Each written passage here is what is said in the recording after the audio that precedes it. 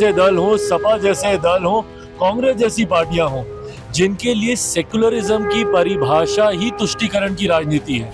एक धर्म विशेष के लोगों की वाहवाही करते रहो, उनकी गलतियों के ऊपर भी पर्दा डालते रहो, और अगर आप उनके लिए ही कुछ करेंगे तभी आप सेक्युलर हैं। अभिव्यक्ति की आज़ादी का मतलब कतई ये नहीं है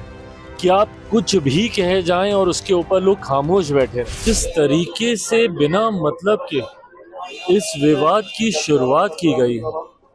हर कोई जो इतिहास का जानकार है वो जानता है कि उस दौर में औरंगजेब के शासनकाल में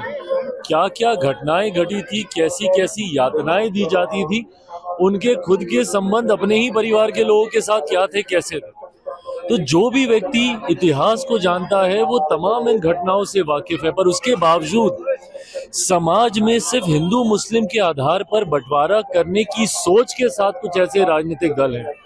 जिन्होंने उम्र भर अपनी राजनीति में सिर्फ तुष्टीकरण करने का काम किया, और ये तुष्टीकरण की राजनीति ने ही हमारे समाज को सबसे ज्यादा नुकसान पहुंचाने का काम किया। कुछ ऐसे राजनीतिक दल हैं, राजद जैसे दल हों, सपा जैसे दल हों, कांग्रेस जैसी पार्टियां हों, जिनके लिए सेक्युलरिज्म की परिभाषा ही तुष्टीकरण की राजनीति है।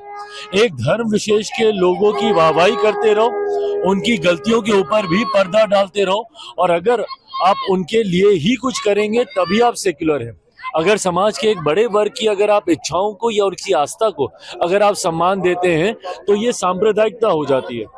पर आपका सेक्युलरिज्म तब ठीक रहता है अगर आप एक धर्म विशेष के लोगों की गलतियों पर भी पर्दा डालें और उनकी वाहवाही करें, तो ये सेक्युलरिज्म है। इसी सोच के साथ लंबे समय तक ये राजनीतिक दल, बिहार में राजद जैसी पार्टियां, उत्तर प्रदेश में सपा जैसी पार्टियां और केंद्र में कांग्रेस जैसी पार्टियों ने सिर्फ हिंदू मुस्लिम कर करके तुष्टीकरण की राजनीति कर करके हमारे देश, हमारे समाज, हमारे प्रदेश का सिर्फ अहित करने का काम किया।